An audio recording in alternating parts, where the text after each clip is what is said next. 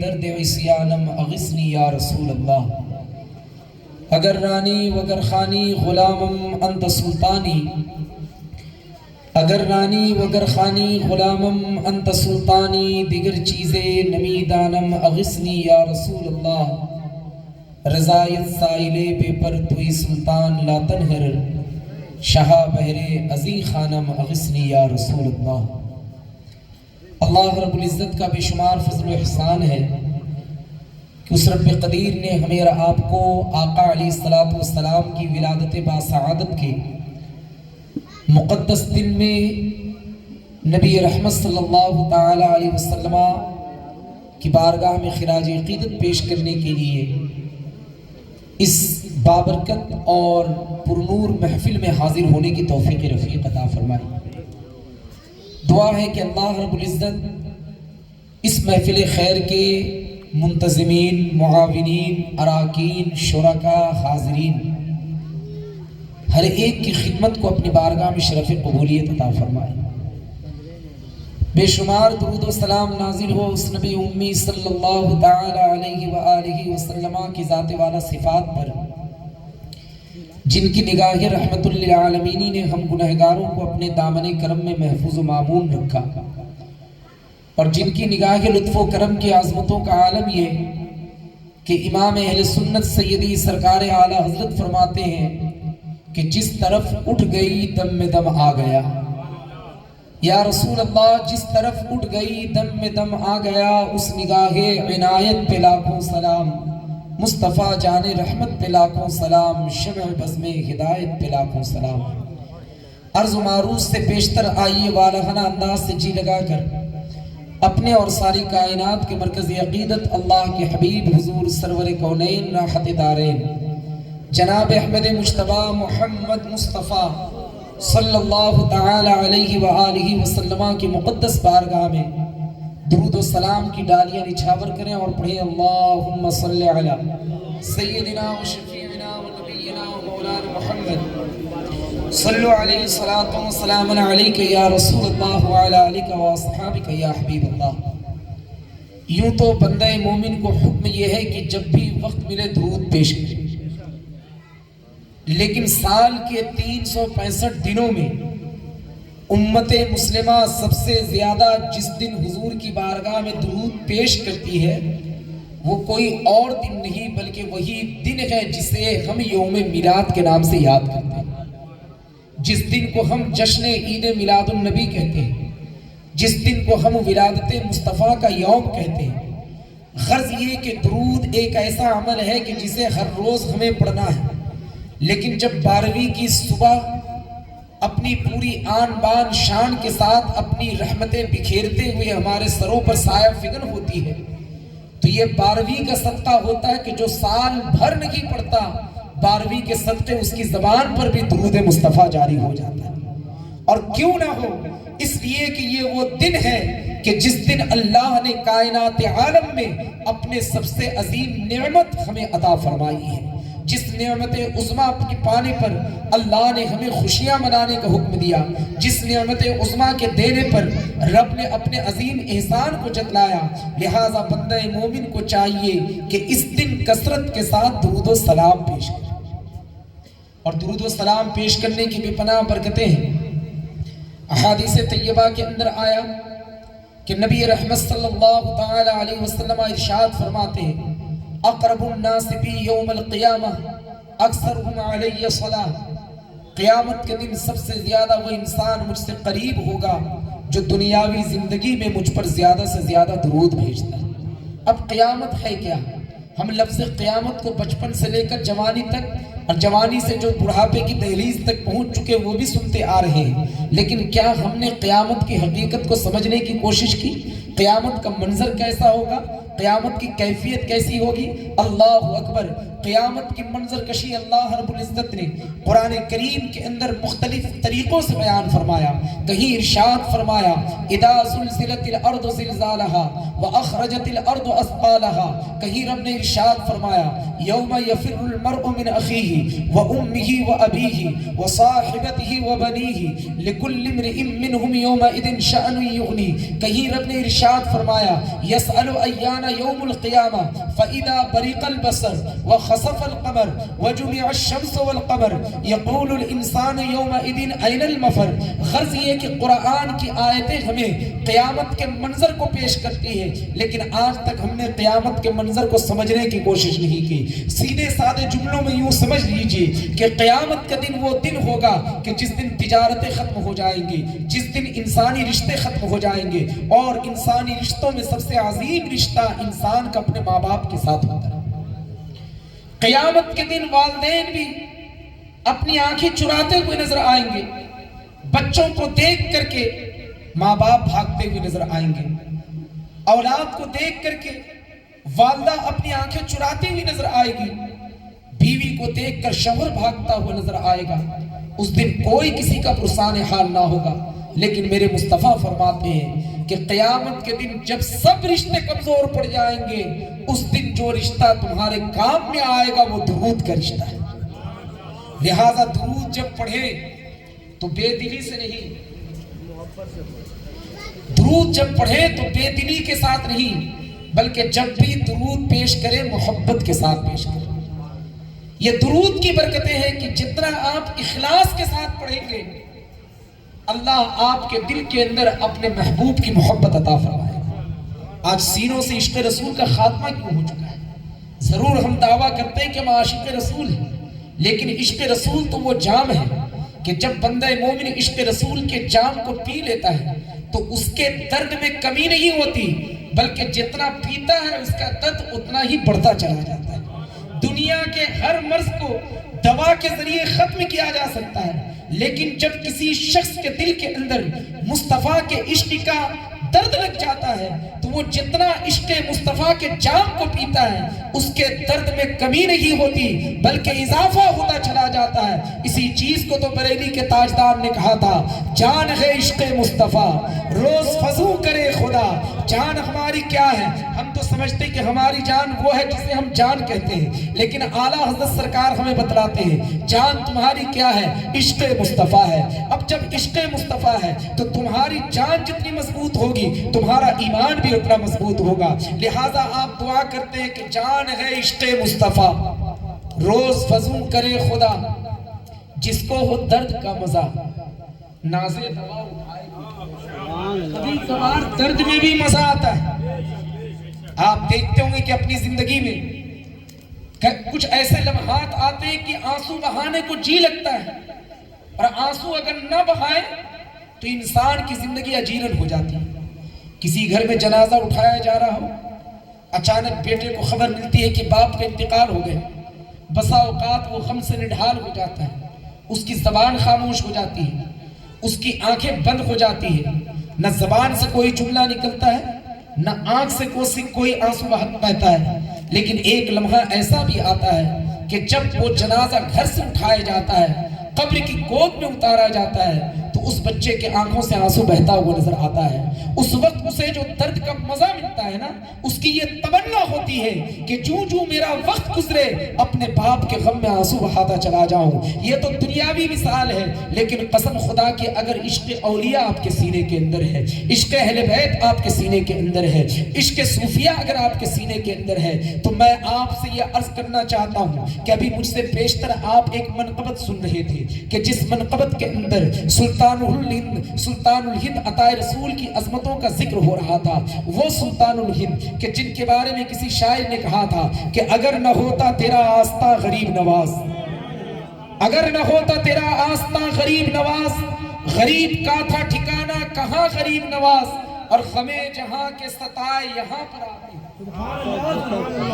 یہ تو آستانے غریب نواز کی شان ہے کہ عرس کے موقع پر حاضری دو تو جس طریقے سے آپ کو چرسی نظر آئیں گے، جس طریقے سے آپ کو نشہ آور چیزوں کو استعمال کرنے والے نظر آئیں گے، وہی آپ کو یہ بھی نظر آئیں گے کہ زمانے کا قطب بھی عرس غریب نواز میں حاضر ہے، زمانے کا مرد قلندر بھی حاضر ہے.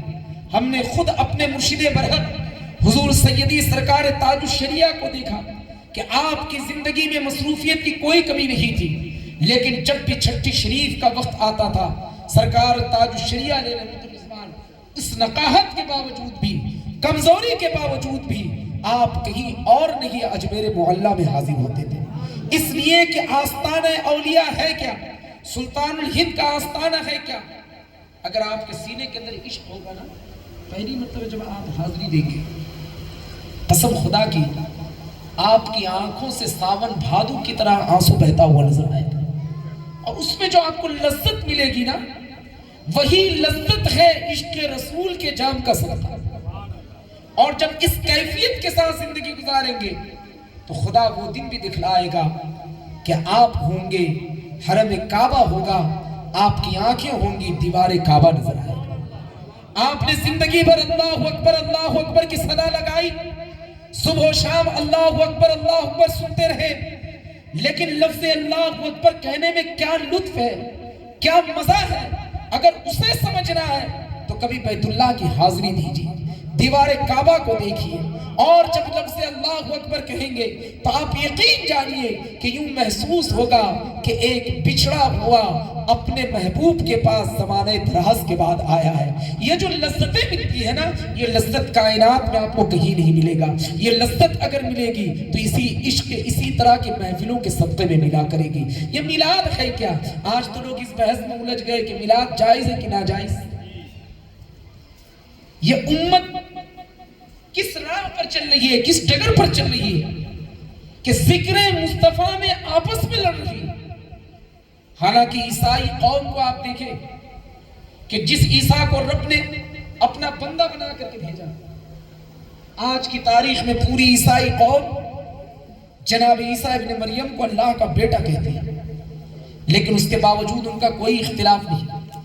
گویا وہ باطل پر ہونے کے باوجود بھی اپنے نبی کی عظمت کے ساتھ اس طریقے سے جڑے ہوئے کہ وہ آپس میں اختلاف نہیں کرتے۔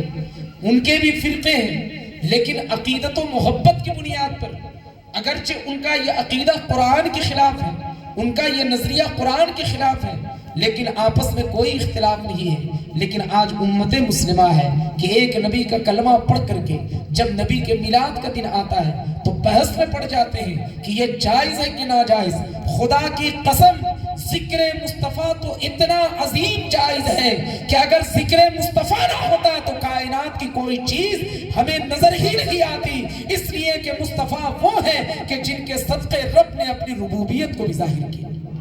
اسی چیز کو تو اعلیٰ حضرت فرماتے ہیں کہ وہ جو نہ تھے تو کچھ نہ تھا، وہ جو نہ ہو تو اپنی زبان سے کہیں، ہم لوگ تو شروع دن سے بول رہے ہیں، ہماری آواز بھی تھک گئی ہے کہ وہ جو نہ تھے تو کچھ نہ تھا، وہ جو نہ ہو، وہ جو نہ تھے تو کچھ نہ تھا، وہ جو نہ ہو، جان ہے وہ جہان کی، جان ہے وہ جہان کی، جان ہے تو، اور عرش پہ تازہ چھیڑ چھاڑ، فرش پہ طرفہ دھوم دھام۔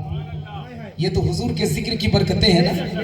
زمانہ جتنا گزر رہا ہے ذکر مصطفیٰ میں کمی نہیں، بلکہ جو جو وقت گزر رہا ہے اللہ اپنے محبوب کے ذکر کی رفت کو اور بھی بلند کر رہا ہے۔ اللہ اپنے محبوب کی عظمتوں کے چرچے کو اور بھی بلند کر رہا ہے کہ جہاں عرش پہ تازہ چھیڑ چھاڑ، فرش پہ طرفہ دھوم دھام، کان جدھر لگائیے تیری ہی داستان ہے، کان جدھر لگائیے تیری ہی داستان ہے۔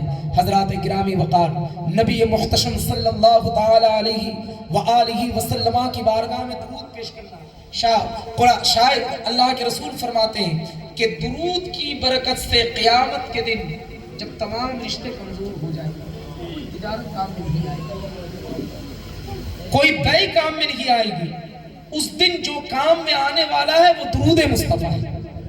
لہٰذا جب بھی درود پیش کرے محبت کے ساتھ پیش کرے، اور اس یقین کے ساتھ پیش کرے کہ گنبد خضرا کے مکی اپنی قبر اطہر سے امت کے درود و سلام کو سنا کرتے ہیں۔ درود سب پڑھتے ہیں، لیکن کسی نے یہ عقیدہ بنا لیا کہ اگر درود پڑھنے والا یہ سمجھے کہ حضور سن رہے ہیں تو یہ عقیدہ غلط۔ حالانکہ مصطفیٰ فرماتے کہ انی اسمع ما لا تسمعون، میں جو سنتا ہوں وہ تم نہیں سنتے، انی ارا ما لا ترون، میں جو دیکھتا ہوں تم نہیں دیکھتے۔ ہماری نگاہ ظاہر تک رہتی ہے، مصطفیٰ تو وہ ہے کہ صرف ظاہر کو نہیں بلکہ باطن کو بھی دیکھا کرتے ہیں، اور صرف زمین کی ذرات کو نہیں بلکہ زمین کی اندر کی تہوں کو دیکھا کرتے ہیں، آسمان کے شگاف کو نہیں دیکھتے، آسمان کے پردے کو نہیں دیکھتے، بلکہ نگاہ کے مصطفیٰ میں اللہ نے وہ عظمت عطا فرمائی ہے کہ فرش زمین پر رہتے ہوئے مصطفیٰ عرش کا نظارہ کیا کرتے ہیں، جن کی نگاہ کی وسعتوں کا عالم یہ ہے۔ کیا وہ حبیب، کیا وہ رسول اپنی امت کے درود و سلام کو نہیں سنتے؟ قسم خدا کی ساری کائنات کے مسلمانوں کا یہی عقیدہ رہا شروع زمانے سے لے کر آج تک کہ جب بھی حضور کی بارگاہ میں آپ درود پیش کرتے ہیں، رب کی عطا سے مصطفیٰ آپ کے درود کو سنتے ہیں۔ یہی وجہ ہے کربلا کی زمین پر امام زین العابدین نے مصیبت کی گھڑی میں، کربلا اور مدینے میں کتنی دوری ہے؟ مدینہ کون سے ملک میں ہے؟ زبان سے کہیں، مدینہ کون سے ملک میں ہے؟ سعودی نہیں بلکہ عرب کہیں، کیا کہیں گے؟ عرب کہیں گے، حجاز کہیں گے۔ اور میں آپ کو ایک یقینی بات کہتا ہوں کہ دنیا جیسے آج دیکھیے نام بدلا جا رہا ہے، ہمارے ملک میں ایک فنڈا چل رہا ہے، پوری دنیا جس شہر کو الہ آباد کے نام سے جانتی تھی، اسلام دشمنی میں اس کے نام کو بدل کر کے پریاگ راج کر لیا۔ جس اسٹیشن کو ساری دنیا مغل سرائے کے نام سے جانتی تھی، اس کے نام کو بدل کر کے لوگوں نے رکھ دیا، لیکن مغل سرائے کا لفظ ہی بتلا رہا ہے کہ دین دیال اپادھیائے اسٹیشن کو مغل، یہ جو اہمیت ملی ہے یہ مغل سرائے کے بنیاد پر ملی ہے۔ آج پریاگ راج جسے آپ کہتے ہیں، پریاگ راج کو یہ جو شہرت اور دوام ملا ہے، یہ دراصل ان اولیاء کاملین کی برکت سے کہ جن اولیاء کاملین کے قدوم میمنت لزوم کی برکت سے اللہ نے الہ آباد کی سرزمین کو ایسی سرزمین بنایا تھا کہ جہاں حاضر ہونے والا اللہ کی معرفت حاصل کرتا تھا۔ اس لیے کہ الہ آباد کی سرزمین پر غوث اعظم کے بھانجے بھی زندہ ہیں، غوث اعظم کے بھانجے کا بھی مزار پر انوار ہے۔ الہ آباد کی سرزمین پر اعلیٰ حضرت سرکار ایک ولی کامل کا نام لیتے ہیں اور فرماتے ہیں کہ شاہ فضل اللہ رحمت اللہ علیہ وہ ولی ہیں جن کا آستانہ دائرہ شاہ اجمل کے اندر ہے۔ جو لوگ صوفیہ سے تعلق رکھتے ہیں وہ جانتے ہوں گے کہ دائرہ شاہ اجمل جس کا فیضان غازی پور کی سرزمین پر بہت زیادہ ہے، یوپی کے بہت سارے علاقوں میں دائرہ شاہ اجمل کی برکتوں سے لوگ مالا مال ہیں۔ وہاں ایک اللہ کے محبوب بندے کا مزار ہے جن کا نام ہے شاہ فضل، توجہ کے ساتھ، جن کا نام ہے شاہ فضل۔ اعلیٰ حضرت سرکار فرماتے ہیں کہ ان کے آستانے پر حاضر ہو کر کے آپ جو دعائیں مانگتے ہو، اللہ ان کی برکتوں سے آپ کی دعا کو قبول فرماتا ہے۔ تو گویا یہ اللہ والے تھے کہ جن اللہ والوں نے علاقوں کے اندر برکتیں رکھی، اور جب لوگوں نے برکتیں پائی تو اسی برکت کی مناسبت سے لوگوں نے اس کے نام رکھے۔ عرب کی سرزمین پر مدینہ، اور آج بھی عشاقان رسول، اہل بیت رسول کے فرزندان عرب کی سرزمین کو سعودی عرب نہیں کہتے۔ اور بخدا یہ بات میں نے مسجد نبوی شریف کے اندر ایک سید زادہ جو میرے بغل میں بیٹھے ہوئے تھے، میں درود تاج کا ورد کر رہا تھا تو میری آواز کچھ بلند تھی، دوران ورد میری زبان سے جب یہ سب جملے نکلے، صاحب قاب قوسین، محبوب رب المشرقین والمغربین، جد الحسن والحسین، مولانا و مولا الثقلین، ابی القاسم محمد ابن عبداللہ، نور من نور اللہ، یہ جب آواز ان کے کانوں تک پہنچی تو انہوں نے مجھ سے ایک لفظ کہا کہ کرر اسے دوبارہ پڑھی۔ میں پڑھتا رہا، کئی بار انہوں نے مجھ سے کہا، اور پھر جب وہ مجھ سے درود تاج کے ان الفاظ کو بار بار سن لیتے ہیں تو میرے ساتھ کچھ گفتگو ہوتی ہے۔ انہوں نے مجھ سے پوچھا کہ آپ رہنے والے کہاں کے ہو؟ میں نے کہا کہ میں ہند کا رہنے والا ہوں، میں کولکتہ شہر کا رہنے والا ہوں۔ تو انہوں نے کہا کہ میں ہندوستان تو نہیں گیا لیکن میں پائلٹ ہوں، کبھی کبھار میں ہوائی جہاز اڑا کر کے میں ڈھاکہ جاتا ہوں، یعنی بنگلہ دیش جاتا ہوں۔ تو میں نے ان سے ایک سیدھا سا سوال کیا کہ انت سعودی، کیا لفظ کہا؟ انت سعودی، کیا آپ سعودی ہیں؟ ان کا جو جواب تھا، کیا جواب تھا؟ انہوں نے یہ نہیں کہا کہ میں سعودی ہوں، بلکہ انہوں نے کہا نحن من اشراف العرب، میں عرب کے شریف زادوں میں سے۔ کیوں؟ اس لیے کہ جو سادات ہیں وہ اپنے آپ کو سعودی نہیں کہتے بلکہ عرب کے شریف زادے کہا کرتے ہیں۔ پتہ یہ چلا کہ سعودی نام آج کا دیا ہوا ہے، لیکن میرے آقا علیہ السلام کے زمانے میں مکہ کو بھی عرب کہا جاتا تھا، مدینے کو بھی عرب کہا جاتا تھا، اور قسم خدا کی یہ عرب اتنا بابرکت ہے کہ میرے آقا خود ارشاد فرماتے ہیں احب العرب، اے لوگوں عرب سے محبت کیا کرو، کہہ دو سبحان اللہ۔ کس سے محبت کرو؟ عرب سے محبت کرو۔ دنیا کے کسی بھی کونے میں بسنے والا مسلمان ہو، جہاں وہ اپنے وطن سے محبت کرتا ہے، مصطفیٰ کا حکم ہے کہ وہ عرب سے بھی محبت کرے۔ کیوں محبت کرے؟ میرے آقا فرماتے ہیں کہ عرب سے اس لیے محبت کرو کہ لِإِنِّي عَرَبِيٌّ، میں عرب کا رہنے والا ہوں، وَاللِّسَانُ الْقُرْآنِ عَرَبِيٌّ، قرآن کی زبان عربی ہے، وَاللِّسَانُ أَهْلِ الْجَنَّةِ عَرَبِيٌّ، اور اہل جنت کی زبان عربی ہے۔ پتہ یہ چلا کہ عرب سے محبت کرنے کا حکم مصطفیٰ کریم نے ہمیں عطا فرمایا۔ اب مصطفیٰ کریم جب عرب سے محبت کرنے کا حکم دیتے ہیں تو ہو سکتا ہے کہ آج کی تاریخ میں سعودی عربیہ اسے کہا جاتا ہے، لیکن مصطفیٰ کی زبان سے جو نکلا تھا وہ سعودی عرب کا لفظ نہیں بلکہ عرب کا لفظ لکھا تھا، عرب کا لفظ نکلا تھا۔ اسی عرب کی سرزمین پر شہر رسول ہے جسے ہم مدینہ کہتے ہیں۔ مدینہ ملک عرب میں اور کربلا ملک عراق میں ہزاروں میل کی دوریاں، کربل کی سرزمین پر خانوادہ نبوت کے قافلے کو جب لوٹ لیا جاتا ہے تو کوئی پرسان حال نہیں۔ جن کوفیوں نے مہمان بنا کر کے بلایا تھا انہی لوگوں نے غداری کی، اہل بیت نبوت کے مقدس شہزادوں پر ظلم و ستم کے پہاڑ توڑے، نبی محتشم صلی اللہ علیہ وسلم کے حرم کی مقدس اور پاک باز بیویوں کو انہوں نے، بیٹیوں کو انہوں نے اپنا قیدی بنایا۔ لیکن ایک بیمار تھے جن کا نام امام زین العابدین تھا، اور حقیقت تو یہ ہے کہ امام زین العابدین وہ ہیں کہ کوفی چاہتے تھے انہیں قتل کرنا، لیکن مشیت الہی تھی کہ حسین آج یزیدی یہ سمجھ رہے ہیں کہ تجھے شہید کر کے تیرے نام و نشان کو مٹا دیں گے، لیکن حسین یاد رکھنا زین العابدین کی نسل سے تیرے خاندان کو وہ عروج و ارتقاء ملے گا کہ دنیا کے کونے کونے میں کسی کی نسل نظر آئی یا نہ ہے، فاطمہ کے بیٹوں کی نسل ضرور نظر آئے گی، فاطمہ کے بیٹوں کے شہزادے ضرور نظر آئیں گے۔ اسی لیے تو جناب بیدم شاہ وارسی نے کہا کہ شگفتہ گلشن زہرا کا ہر گلے تر ہے، کسی میں ہے رنگ علی، کسی میں ہے بوئے رسول۔ قسم خدا کی یہ اہل بیت نبوت کا صدقہ ہے کہ آج ہمارے سینوں کے اندر نبی رحمت صلی اللہ تعالیٰ علیہ وسلم کی سچی محبت ہے۔ وہی امام زین العابدین ہے۔ اب بتلائیے کہ کیا انہیں توحید کا علم نہیں تھا، انہیں شرک کا علم نہیں تھا؟ وہ تو حسین کے گھر میں پلے تھے، وہ تو حسین کے گھر میں تربیت پائی تھی، ان کے پاس تو توحید کا علم تھا، انہیں تو دعا مانگنے کا ڈھنگ معلوم تھا۔ لیکن جب کربل کی پاک سرزمین پر خانوادہ نبوت کے اوپر مظالم توڑے جاتے ہیں، ایسے عالم میں امام زین العابدین نے کربلا سے ایک صدا لگائی تھی۔ وہ کون سی صدا تھی؟ یا رحمت للعالمین ادرکنی لزین العابدین، اے رحمت للعالمین زین العابدین کی مدد فرمائیے۔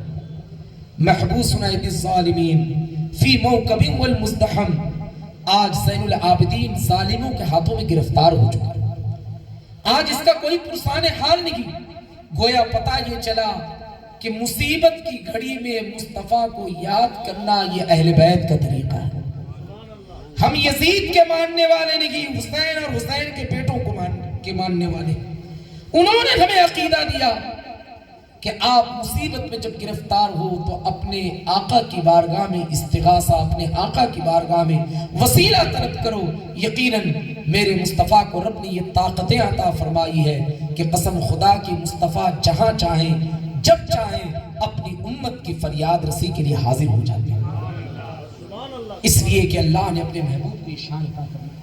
تو درود مصطفیٰ جب بھی پڑھے دل کے یقین کے ساتھ کہ حضور سنتے ہیں، لہٰذا ایک مرتبہ اور درود شریف پڑھ لیجیے، اللہم صلی علی سیدنا و شفیعنا و نبینا و مولانا محمد مبارک وسلم صلو علیہ الصلاۃ والسلام علیک یا سیدی یا رسول اللہ وعلی آلک و اصحابک و ازواجک یا سیدی یا حبیب اللہ۔ حضرات گرامی وقار، آج چونکہ سرکار کی ولادت کا دن ہے اور میرے ہر سال کے شیڈول میں یہی رہتا ہے کہ ولادت مصطفی کے دن میں جو بھی مجلس پڑھتا ہوں حضور کی پیدائش کا ذکر کرتا ہوں۔ آپ نے مجھ سے پہلے ان سے ولادت مصطفیٰ سنی یا نہ سنی، ہم اس طرف توجہ نہیں دیں گے۔ ہم صرف اس یقین کے ساتھ کہ اگر ہم اسے میلاد کہتے ہیں تو میلاد کا مطلب ہی یہی ہے کہ پیدا ہونا، اور اس دن کسی اور کی نہیں بلکہ رب کے محبوب کی پیدائش ہوئی ہے۔ یقیناً کائنات عالم میں ہر روز بچوں کی پیدائش ہوتی ہے، لیکن اس خاکدان گیتی پر ایک ایسا بچہ بھی جلوہ گر ہوا ہے کہ جب اس بچے کو لے کر ان کا دادا حرم کعبہ میں حاضر ہوتا ہے تو حرم کعبہ کی طرف ان کی نگاہ اٹھتی ہے۔ جناب عبد المطلب فرماتے کہ دیوار کعبہ سے ایک آواز پیدا ہوتی ہے، ولد المصطفیٰ والمختار، کہ مصطفیٰ اور مختار کی پیدائش ہوئی۔ الذی بیدہ تہلک الکفار، کہ جس کے ہاتھوں اللہ کافروں کو ہلاک فرمائے گا، جس کے ہاتھوں سے اللہ بیت اللہ کو بتوں سے پاک فرمائے گا، جو لوگوں کے نفس کا تزکیہ کرے گا۔ گویا مصطفیٰ جب پیدا ہو رہے ہیں تو پیدائش مصطفیٰ کے وقت کعبہ بھی جھومتا ہوا نظر آ رہا ہے۔ اسی چیز کو تو خلیفہ اعلیٰ حضرت اللہ مولانا جمیل الرحمن خان بریلوی جب بیان کرتے ہیں تو اس طریقے سے بیان کرتے ہیں کہ بت شکن آیا یہ کہہ کر سر کے بل بت گر گئے، بت شکن آیا یہ کہہ کر سر کے بل بت گر گئے، جھوم کر کہتا تھا کعبہ الصلاۃ والسلام، جھوم کر کہتا تھا کعبہ، جھوم کر کہتا تھا کعبہ۔ آج جب ہم کہتے ہیں نا کہ جھوم کر بولو مرحبا تو لوگ کہتے ہیں کہ بھئی یہ کون سا لفظ ہے؟ تو تم نے جھوم کا مطلب ہی نہیں یہ سمجھا۔ جھوم کا مطلب یہ کہ عشق میں ڈوب کر کہو مرحبا۔ جب انسان کسی چیز کی محبت میں وارفتہ ہوتا ہے نا تو اس کی نگاہوں کے سامنے کچھ اور نظر نہیں آتا ہے، جس سے محبت کرتا ہے اس کی نگاہوں کے سامنے صرف اسی کا چہرہ نظر آتا ہے۔ ولادت مصطفیٰ کے دن امت مسلمہ کے نگاہوں کے سامنے قسم خدا کی نہ اپنے بچے کی پیدائش کی فکر ہوتی ہے، بلکہ حق تو یہ ہے کہ اگر گھر میں کسی کا جنازہ بھی آ جائے تو اس جنازے کی صورت میں بھی وہ اس دن اگر سب سے زیادہ یاد کرتا ہے تو مصطفیٰ کی آمد کو یاد کیا کرتا ہے، اس لیے کہ مصطفیٰ کی آمد کے صدقے اللہ زندوں کو بھی رحمت عطا فرماتا ہے، مردوں کو بھی رحمت عطا فرماتا ہے۔ اسی لیے ہم جھوم کر کہتے ہیں مرحبا، سرکار کی آمد مرحبا۔ فرماتے ہیں کہ اس بچے کو لے کر جب میں گیا، اب اس بچے کی پیدائش ہو رہی ہے، کس خاندان میں ہو رہی ہے؟ ہر آدمی اپنے خاندان پر ناز کرتا ہے۔ آپ شیخ ہیں تو اپنی شیخیت پر آپ ناز کرتے ہیں، آپ انصاری ہیں تو اپنے انصاری ہونے پر ناز کرتے ہیں، آپ سید ہیں تو یقیناً سیدوں کو یہ حق ہے کہ آل رسول ہونے پر رب کے فضل کا اعلان کریں۔ لیکن میرے آقا علیہ السلام نے بزبان خود اپنے خاندان کی تعریف فرمائی۔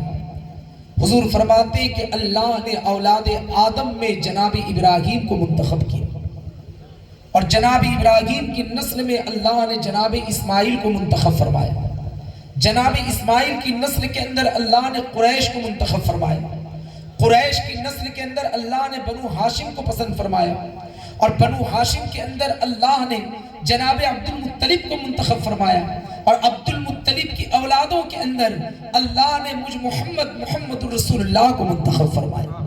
گویا حضور اپنی زبان سے خود اپنے خاندان کی عظمتوں کو بیان کر رہے ہیں۔ اللہ اکبر۔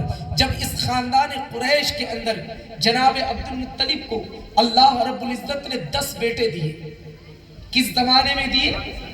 کہ جس زمانے میں انسان اپنی اولاد کے بیٹے ہونے پر فخر حاصل کرتا تھا، جس زمانے میں بیٹیاں جب ماں کی کوکھ سے جنم لیتی تو ان بیٹیوں کو نہ ننیحال والے گود میں لیتے، نہ ددیحال والے گود میں لیتے، نہ والد گود میں لیتا، نہ نانا گود میں لیتا، بلکہ ماں کی نگاہوں کے سامنے ان بچیوں کو زندہ قبروں کے اندر دفنا دیا جاتا تھا۔ ایک روایت یہ بھی بتلاتی ہے کہ جب کسی بچی کی پیدائش کی گھڑی آتی، بلکہ یوں سمجھ لیجئے کہ جب کوئی عورت ماں بننے والی ہوتی تو بچے کو جنم دینے سے پیشتر جہاں وہ جنم دیتی اس کے قریب ایک گڑھا بھی کھودا جاتا، اگر بیٹا پیدا ہوتا پورے خاندان والے لے لیتے، بیٹی پیدا ہوتی زندہ درگور کر دیا جاتا۔ جناب عبد المطلب کو اللہ نے 10 بیٹے دیے، اور جب 10 بیٹے پیدا ہو گئے تو آپ نے ایک منت مانگی، یہ منت یہ مانگی کہ اے اللہ میرے تمام بیٹے اگر جوان ہو گئے تو ان 10 بیٹوں میں سے ایک بیٹے کو تیری راہ میں قربان کروں گا۔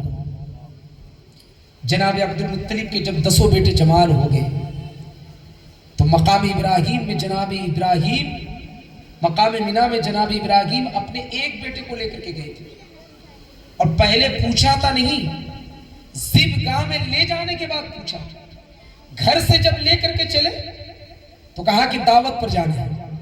مقام منی میں پہنچے، ابراہیم نے اپنے بیٹے کو اپنے سامنے کھڑا کیا اور کہا کہ میں نے ایک خواب دیکھا کہ اپنے ہاتھ سے تجھے اللہ کی راہ میں قربان کر رہا ہوں، فانظر ماذا تری، تم بتلاؤ تمہارا کیا خیال ہے؟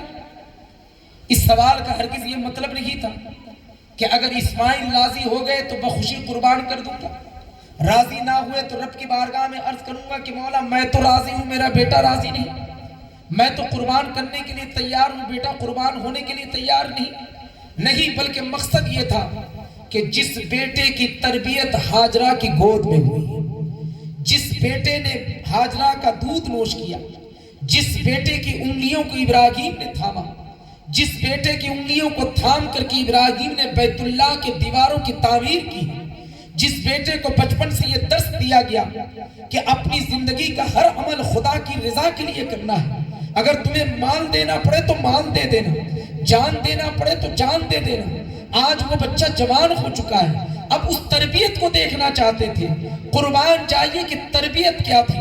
جناب ابراہیم کے سامنے ان کے بیٹے جواب دیتے ہیں اور کیا کہتے ہیں؟ آپ نے کہا افعل ما تؤمر، اے میرے باپ آپ کے رب نے جس بات کا حکم دیا آپ اسے کر گزریے، اور اس کے بعد آپ نے جو کہا وہ غور کرنے کی چیز ہے۔ آج جب ہم نیکیاں کرتے ہیں نا تو اتراتے ہیں، مسجد میں ہم نے ایک پنکھا دے دیا، پورے محلے میں جب تک ڈھنڈورا نہیں پیٹیں گے طبیعت کو سکون نہیں ملتی۔ اللہ اخلاص کی برکت عطا فرمائے۔ لوگ حفظ نفس کی خاطر، اپنے نفس میں لذت ملتا ہے، نام نمود جب کوئی کرتا ہے نا آدمی کو اچھا لگتا ہے، یہ حفظ نفس انسان کی تباہی کی اصل وجہ ہے۔ حفظ نفس کی بنیاد پر دنیا میں بڑے بڑے کامیاب لوگ ناکام ہوتے ہوئے نظر آئے۔ جناب اسماعیل نے کیا جواب دیا قرآن کے الفاظ میں؟ ستجدنی انشاء اللہ من الصابرین، کہ اس مقام رضا میں اگر میں نے اپنی جان کا نذرانہ پیش کیا تو یہ میرا کمال نہیں ہوگا، میرے رب کا فضل ہوگا، رب اگر چاہے گا تو آپ مجھے صابروں میں سے پائیں گے۔ آپ اندازہ لگا سکتے ہیں؟ آپ سوچئے ذرا، آپ کیفیت ملاحظہ کریں۔ حضرت اسماعیل نے جواب میں کہا کہ انشاءاللہ من الصابرین، ایک بیٹا کو لے کر کے گئے، ادھر جناب عبد المطلب کے 10 بیٹے جوان ہوئے۔ آپ نے کہا کہ میں نے منت مانگی تھی کہ بچے جب جوان ہو جائیں گے تو ایک کو اللہ کی راہ میں قربان کروں گا، تم کہو تمہارا کیا خیال ہے؟ 10 بیٹوں میں سے کوئی ایک اقرار کرتا، 9 انکار کر دیتے، 9 اقرار کرتے، ایک انکار کر دیتے۔ لیکن نسل عبد المطلب ہے کیا؟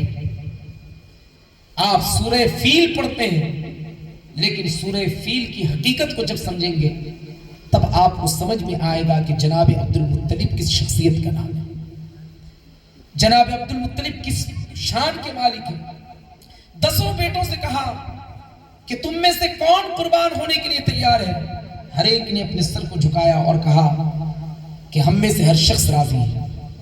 آپ نے کہا کہ میں نے تو ایک کی منت مانگی، لہٰذا تمہارے ناموں کے درمیان قرعہ اندازی کی جائے گی، جس کا نام نکلے گا اسے راہ خدا میں قربان کروں گا.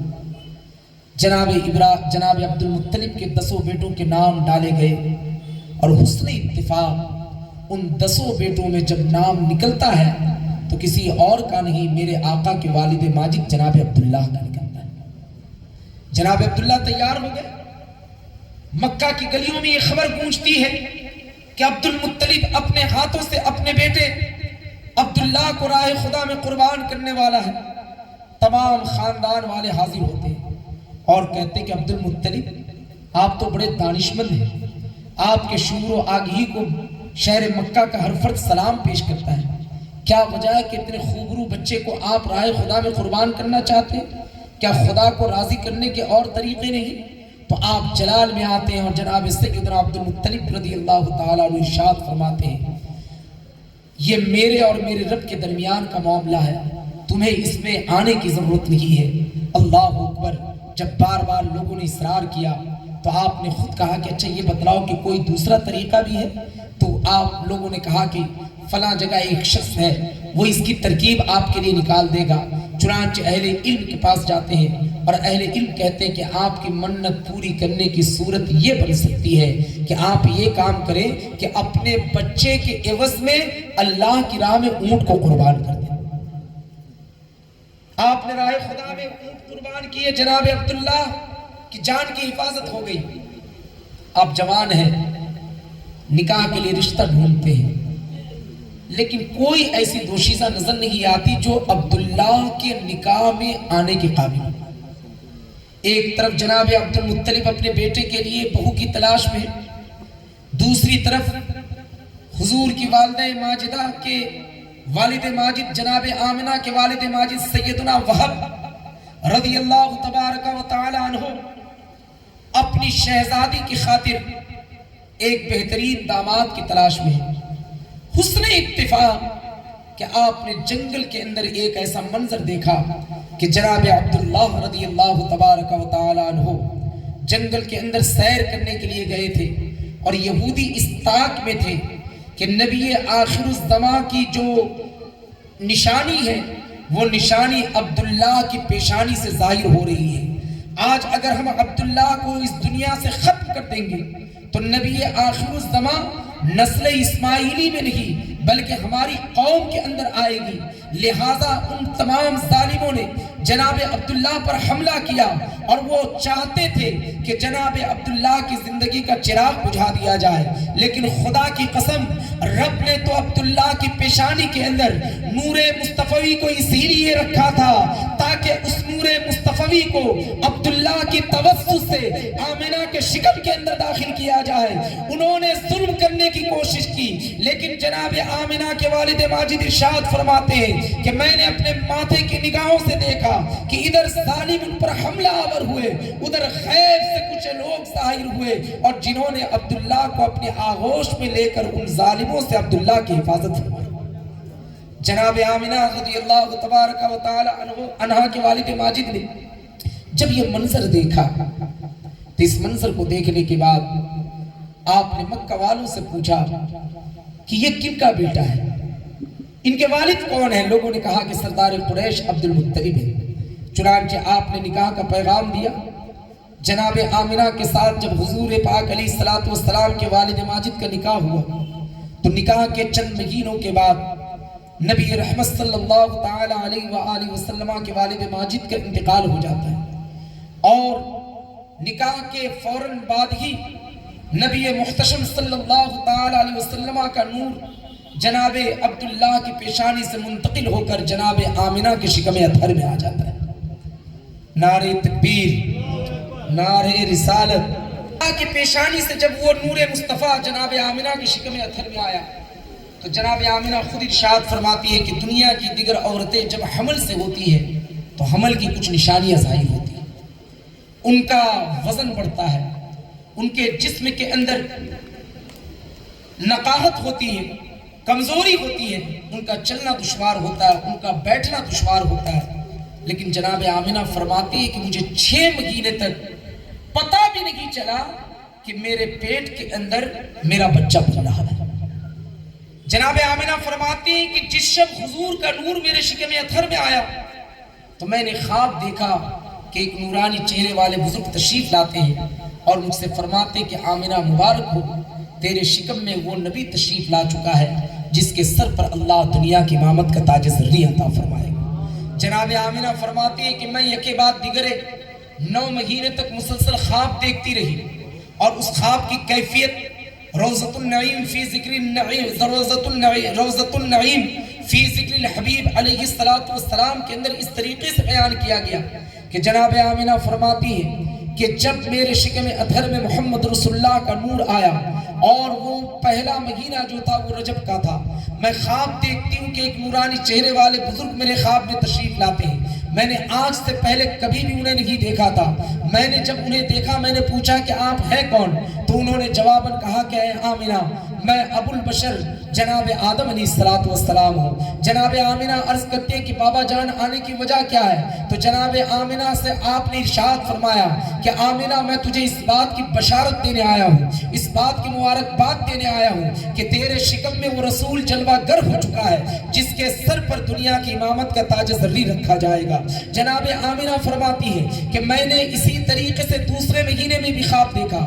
پہلے مہینے جناب آدم تشریف لاتے ہیں، دوسرے مہینے جناب شیس تشریف لاتے ہیں، تیسرے مہینے جناب نوح تشریف لاتے ہیں، یہ کے بعد دیگر پیغمبران اعظام، کبھی جناب ہود تشریف لائے، کبھی جناب موسیٰ تشریف لائے، کبھی جناب عیسیٰ تشریف لائے، کبھی جناب ابراہیم تشریف لائے، کبھی جناب عیسیٰ تشریف لائے، اور جب 90 مہینے میں نبی محتشم صلی اللہ تعالی علیہ وسلم کے خواب میں جناب اسماعیل آتے ہیں اور آپ کی والدہ کے خواب میں جناب اسماعیل آتے ہیں، تو آپ فرماتے ہیں کہ آمنہ مبارک ہو، تیرے شکم میں اللہ کا آخری رسول جلوہ گر ہو چکا ہے۔ حضرات گرامی وقار، نبی محتشم صلی اللہ تعالی علیہ وسلم کی ولادت باسعادت کی گھڑی جب قریب آ گئی تو مسلمانوں غور و فکر کرو کہ دنیا کی ہر عورت اپنے بچے کو جنم دیتے وقت یہی تو تمنا رکھتی ہے کہ اس کا شوہر اس کے سرہانے کھڑا ہو، اس کا شوہر اس کی خیر خواہی کرتا ہوا نظر آئے۔ آج آمنہ کا شوہر تو نہیں ہے، اس دار فانی سے آپ کوچ کر چکے ہیں۔ جناب عبد المطلب کو جب اس بات کی خبر دی گئی کہ ان قریب آمنہ روئے زمین پر ایک بچے کو جننے والی ہے، تو جناب عبد المطلب دوڑے ہوئے حرم کعبہ میں پہنچتے ہیں، اور عرب کی چند عورتیں نبی محتشم صلی اللہ تعالی علیہ وسلم کی والدہ ماجدہ کی خدمت میں حاضر ہوتی ہیں۔ تو جناب آمنہ خود ارشاد فرماتی ہیں کہ کچھ عورتیں مکہ کی تھیں اور کچھ عورتیں ایسی تھی کہ جن عورتوں کو میں نے آج سے پہلے کبھی بھی نہیں دیکھا تھا۔ میں نے ان انجان عورتوں کو جب دیکھا تو میں نے پوچھا کہ آپ ہیں کون؟ تو ان میں سے ایک نے جواب دیا کہ میں ابو البشر آدم کی بیوی ہوا ہوں۔ دوسرے نے کہا کہ میں فرعون کی بیوی آسیہ ہوں۔ تیسرے نے کہا کہ میں عیسیٰ کی والدہ مریم ہوں۔ غرض یہ کہ مصطفیٰ تشریف لا رہے ہیں تو رب کائنات عالم کو یہ پیغام دے رہا ہے کہ اے لوگوں، مصطفیٰ کی آمد بھی تمہاری طرح نہیں۔ روئے زمین پر جب کوئی بچہ اپنے ماں کے شکم میں پروان چڑھتا ہے تو ماؤں کا جسم بھاری ہوتا ہے، انہیں ثقالت محسوس ہوتی ہے، انہیں درد محسوس ہوتا ہے، اور جب وہ بچے کے تولد کے قریب جاتی ہے تو دنیا کی عورتیں ان کی خدمت کے لیے آتی ہیں۔ لیکن آج آمنہ کے شکم سے وہ رسول تشریف لانے والا ہے کہ جو رسول صرف شہر مکہ والوں کے لیے رسول بن کر کے نہیں آیا، عرب کے رہنے اور بسنے والوں کے لیے رسول بن کر کے نہیں آیا، بلکہ اس رسول کی شان یہ ہے کہ جب قرآن کے الفاظ میں دیکھتے ہیں تو رب ارشاد فرماتا ہے قُلْ يَا أَيُّهَا النَّاسُ إِنِّي رَسُولُ اللَّهِ إِلَيْكُمْ جَمِيعًا، اے محبوب آپ فرما دیجئے کہ اے لوگوں، میں تمام کائنات انسانی کے پاس اللہ کا رسول بنا کر کے بھیجا گیا ہوں۔ غرض یہ کہ مصطفیٰ کی آمد ہو رہی ہے تو اللہ آمد مصطفیٰ کو اتنا عظیم بنا رہا ہے کہ صرف مکہ کی عورتیں حضرت آمنہ کے گھر میں خدمت کے طور پر نہیں آتی، بلکہ رب جنتی عورتوں کو بھی آمنہ کی خدمت کے لیے بھیج دیتا ہے۔ اور جب میرے آقا کی ولادت باسعادت ہوتی ہے تو بارہا آپ نے یہ روایت سنی ہوگی کہ جناب آمنہ فرماتی ہے کہ ایک ایسا نور ظاہر ہوتا ہے کہ جس سے صرف میرا گھر نہیں بلکہ پورا مکہ روشن ہو جاتا ہے، اور میں شہر مکہ میں رہتے ہوئے ملک شام کے محلات کو دیکھ لیتی ہوں۔ حضرات گرامی وقار، جو رسول اس شان کے ساتھ آیا، اس رسول کے آنے کا مقصد بھی بڑا عظیم ہے۔ جس طریقے سے حضور کی پیدائش عظیم، حضور کی بعثت بھی عظیم ہے۔ بعثت مصطفی کا اصل مقصد کیا ہے؟ اللہ کے رسول علیہ السلام نے خود بیان فرمایا، انی بعثت لأتمم مکارم الاخلاق، میں دنیا میں اس لیے بھیجا گیا ہوں کہ اخلاقی قدروں کو بلند کروں۔ اخلاقی قدروں کو بلند کرنے کی خاطر مصطفیٰ تشریف لائے تھے، اور آمد مصطفیٰ کا اصل مقصد یہ تھا کہ دنیا والوں کو اخلاقی قدروں سے روشناس کرایا جائے۔ جس زمانے میں اخلاقی قدریں زوال پذیر ہو چکی تھی، جس زمانے کا معاملہ یہ تھا کہ جس کے پاس طاقت ہوتی اسی کا راج چلتا تھا، اس کو آپ اپنی زبان میں یوں سمجھ لیجئے، جس کی لاٹھی اسی کی بھینس۔ جو آج کے زمانے میں چل رہا ہے، جس کے پاس طاقت ہے وہ سمجھتا ہے کہ ہم اس ملک کے خدا ہیں، اس ملک کے مالک ہیں۔ یہی وجہ ہے نا کہ آج پچھلے 15 سال 14 سال سے، بلکہ پچھلے 11 سے 12 سال سے ہمیں آئے دن دھمکیاں دی جاتی ہیں کہ تمہیں نکال دیا جائے گا، تمہارے اوپر یہ کیا جائے گا۔ قسم خدا کی، اقتدار کا اصل مالک اگر کوئی ہے تو اللہ کی ذات ہے۔ اللہ نے عارضی طور پر دنیا میں حکومتیں ہر زمانے میں کسی نہ کسی کو دی۔ حکومت کرنے والا جس طریقے سے سلیمان نظر آتا ہے، اسی طریقے سے فرعون بھی نظر آتا ہے، لیکن سلیمان کے ذکر کو اللہ نے قرآن کے اندر زندہ رکھا، اور فرعون کو اللہ نے دنیا میں بھی خرق کیا، اور اس کے ذکر کو بھی اللہ نے دنیا سے مٹا دیا۔ جب بھی دنیا فرعون کو یاد کرتی ہے، اچھائی کے ساتھ نہیں بلکہ برائی کے ساتھ یاد کرتی ہے۔ کبر کی بات آئے گی فرعون کی بات ہوگی، ظلم کی بات آئے گی فرعون کی بات ہوگی، لوگوں کے حق کو کچلنے کی بات آئے گی فرعون کی بات ہوگی، لیکن جب کسی کے حق کو دینے کی بات آئے گی تو جناب سلیمان کی سلطنت کا ذکر ہوگا کہ آپ کی بادشاہت کیا تھی، کہ صرف انس و جن کو آپ فائدہ نہیں پہنچاتے تھے بلکہ چرند و پرند بھی آپ کی بارگاہ سے فیضیاب ہوا کرتے تھے۔ حضرات گرامی وقار، میں یہ عرض کرنا چاہتا ہوں کہ جس کے پاس اقتدار ہوتا ہے وہ یہ سمجھتا ہے کہ میں مالک ہو چکا ہوں، حالانکہ یہ اقتدار ہے کیا؟ یہ اقتدار بھی آزمائش ہے۔ وہ اقتدار آزمائش ہے۔ اللہ نے خود قرآن کریم کے اندر ارشاد فرمایا کہ میں تمہیں نعمتوں کو نواز کر کے آزمائشوں میں مبتلا کرتا ہوں، لہٰذا اللہ کی جب نعمت ملے، خواہ مال کی شکل میں ملے، اولاد کی شکل میں ملے، تو کبر نہیں کرنا چاہیے، تکبر نہیں کرنا چاہیے۔ جب آپ تکبر کرتے ہیں آپ کی دنیا بھی برباد ہوتی ہے، آپ کی آخرت بھی برباد ہوتی ہے۔ آج وہ لوگ تکبر کر رہے ہیں، اس ملک کو برباد کر رہے ہیں۔ ملک آج بربادی کی دہلیز پر ہے۔ ملک کے اندر ایسے ماحول بنانے کی کوششیں کی جا رہی ہیں کہ 1947 سے پیشتر جس طریقے سے انگریزوں نے اس ملک پر ظلم و ستم کے پہاڑ توڑے، تو انگریزوں کو اس ملک کے بسنے والے ہندو مسلم نے ایک جٹ ہو کر کے انگریزوں کو اس ملک سے نکالا تھا۔ انگریزوں کا دستور کیا تھا؟ انگریزوں کا قانون کیا تھا؟ انگریزوں کے بارے میں ہر آدمی جانتا ہے۔ انگریز یہی چاہتا تھا کہ آپس میں پھوٹ ڈالو اور حکومت کرو۔ آج اس ملک میں رہ کیا گیا ہے؟ اس ملک میں تو صرف ایک بات چلتی ہے کہ آپس میں پھوٹ ڈالو۔ نہ تعلیمی میدان میں ہمیں کامیابی مل رہی، تجارتی مراکز میں ہم تباہ اور برباد ہوتے چلے جا رہے ہیں۔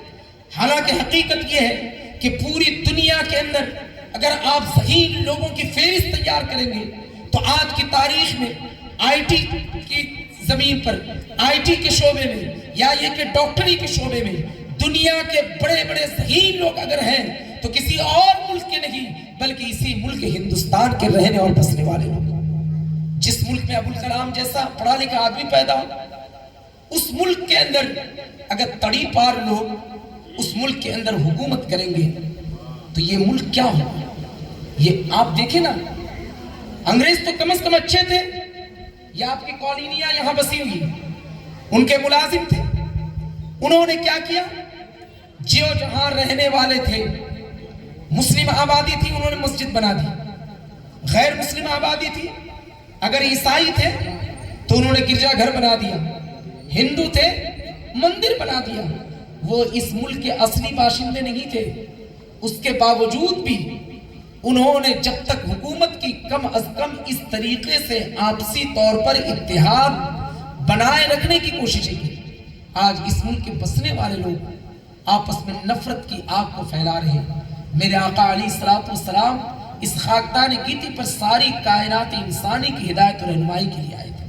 آج ضرورت ہے اس بات کی کہ ہم دعویٰ یہ کریں کہ یقیناً ہم اپنے آقا پر ہم ہی ایمان لاتے ہیں، بحیثیت اجابت ہم ہی امت مصطفیٰ ہیں، لیکن میرے آقا کی آمد ہر ایک کے لیے ہوئی، ہمارا پیغمبر ہر ایک کے لیے ہے، پروفٹ فار آل ہے.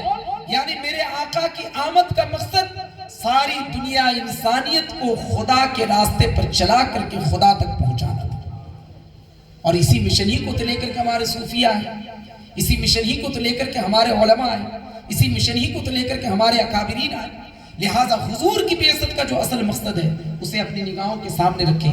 اخلاقی قدروں کو بلند کیجیے. اخلاقی قدروں کا آغاز اپنے گھر کے اندر آپ سب سے پہلے کیجیے. بحیثیت شوہر آپ اپنے بیوی کے حقوق کو ادا کیجیے، بحیثیت بیوی اپنے شوہر کے حقوق کو ادا کیجیے، بحیثیت والدین اپنے بچوں کے حقوق کو ادا کیجیے، بحیثیت اولاد اپنے والدین کے حقوق کو ادا کیجیے، بحیثیت پڑوسی اپنے پڑوس میں رہنے اور بسنے والے لوگوں کے حقوق کو ادا کیجیے. تو آپ یقین جانیے کہ جب نبی رحمت صلی اللہ تعالی علیہ وسلم کی ان مقدس اور پاکیزہ تعلیمات کو اپنی نگاہوں کے سامنے رکھیں گے کہ جن تعلیمات کے اندر میرے آقا نے کہیں ارشاد فرمایا کہ اے لوگ اگر رب کو راضی کرنا چاہتے ہو تو اپنے ماں باپ کو راضی کر لو، اے لوگوں اگر تم اپنے مالک کو خوش کرنا چاہتے ہو تو اپنے ماں باپ کو خوش کر لو.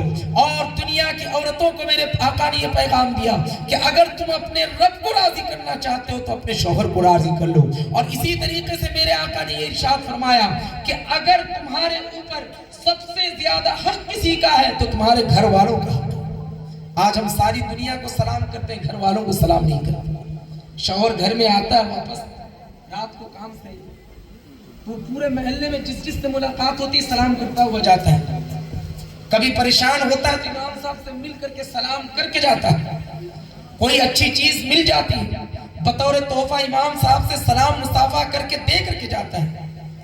لیکن وہی شخص ہے کہ امام کو سلام کرنے کے لیے راضی، دوست کو سلام کرنے کے لیے راضی، دوست کے باپ کو سلام کرنے کے لیے راضی، لیکن جب اپنے گھر میں داخل ہوتا ہے تو اپنے باپ کو سلام نہیں کرتا، اپنی اولاد کو سلام نہیں کرتا. حالانکہ اللہ کے رسول علیہ الصلوۃ والسلام کی سنت کریمہ کہ جب آپ گھر میں تشریف لے جاتے تو ازواج مطہرات کو میرے مصطفیٰ سلام پیش کیا کرتے تھے.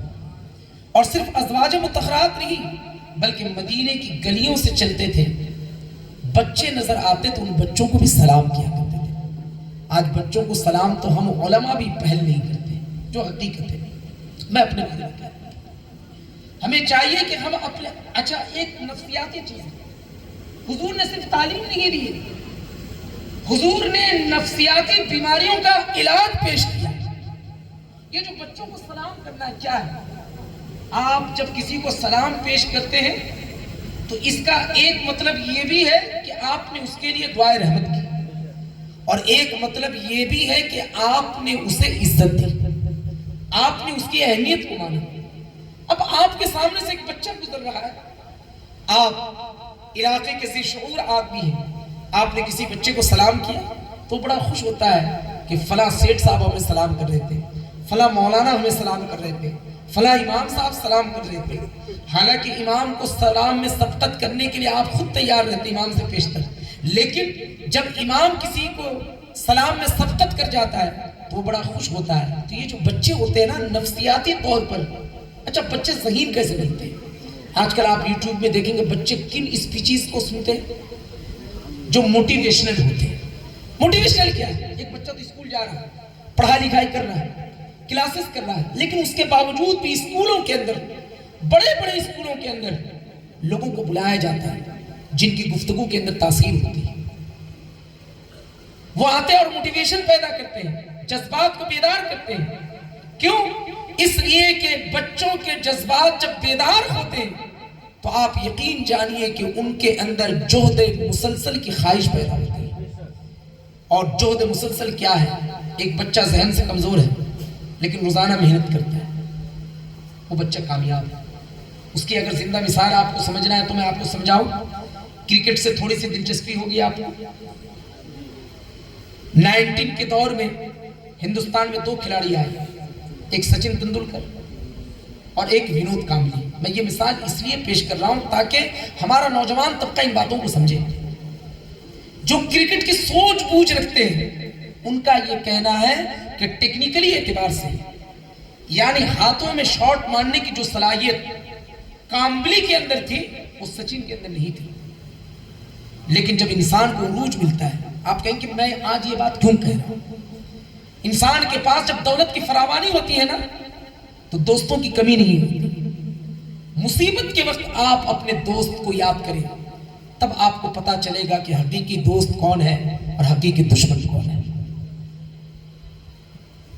بس مختصر ختم کر رہا ہوں۔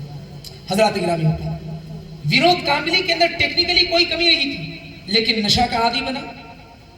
اس نشے کے عادی نے اس شخص کو اس قدر تباہ اور برباد کیا ہے کہ آج انڈیا کے چھوٹے چھوٹے لیگ میں کھیلنے والے لاکھوں لاکھ روپے کماتے ہیں اور ونود کامبلی اپنی زندگی گزارنے کے لیے بھیک مانگتا ہوا نظر آ رہا ہے۔ کیوں؟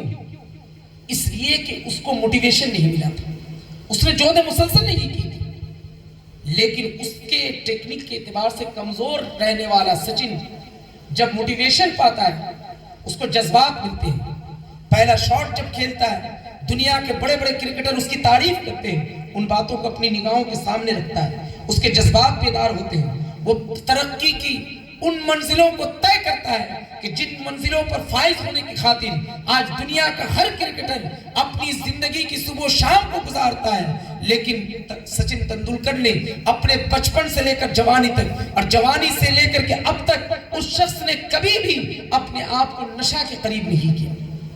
آج اسے شہرت ملی ہے۔ میں یہ مثال صرف اور صرف اس لیے دے رہا ہوں تاکہ آپ سمجھیں کہ بچوں کو نفسیاتی طور پر جب آپ جذباتی بنائیں گے، ان کے جذبات کو بیدار کریں گے تو وہ بچے کامیاب ہوں گے۔ ہم تو صرف سنتے ہیں نا کہ فلاں مسجد سے جو ہے آئی پی ایس بنا، پر مسجد میں آئی پی ایس کی ڈگری نہیں دی جاتی، یہ ذہن میں رکھیے گا۔ مسجد درسگاہیں ہوتی ہیں کہ جن درسگاہوں میں بچوں کو پڑھنے اور لکھنے کا شعور عطا کیا جاتا ہے۔ آپ کے امام آپ کی مسجد میں آپ کے بچوں کو پڑھاتا ہے، ان بچوں کے پیچھے محنت کرتا ہے۔ امام کی یہ محنت اس طریقے سے رنگ لائے گی کہ آپ دیکھیں گے کہ آج جو بچے انعامی مقابلے میں شامل ہوتے ہیں، ان میں مثال کے طور پر میری مسجد میں آج سے 8 سال پہلے جو بچے نماز پڑھتے تھے، تیاری کرتے تھے، ابھی حالیہ دنوں میں 2 لڑکا WBCS کے ایگزام کو کریک کیا ہے۔ ایک ابھی ڈائمنڈ ہاربر میں DSP اور ایک لڑکا جو ہے وہ ہیلتھ ڈپارٹمنٹ میں، فائننس ڈپارٹمنٹ میں سرکاری عہدے پر، بڑے عہدے پر فائز ہیں۔ یہ بچے مسجد سے جڑے ہوئے تھے۔ مسجد سے جڑنے کی برکتیں یہ ہیں کہ آپ کے بچے غلط سنگت سے دور ہو جائیں گے۔ آپ کے بچے جتنا مسجد سے محبت رکھیں گے کہ جمعہ کی صبح کو آ کر کے مسجد کی صفائی کر رہے ہیں، جمعرات کی شام کو آ کر کے مسجد کی صفائی کر رہے ہیں، آپ کو اس کی برکتیں نظر آئیں گی۔ کب؟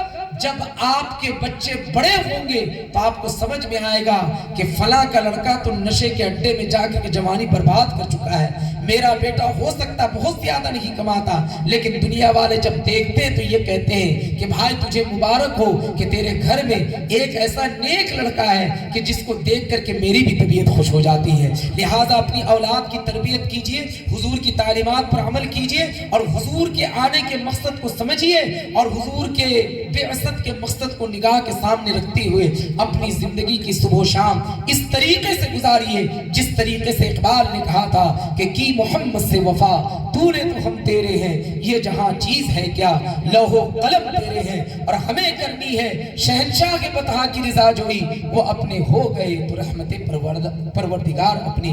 وآخر دعوانا ان الحمدللہ رب العالمین۔ السلام علیکم ورحمۃ اللہ۔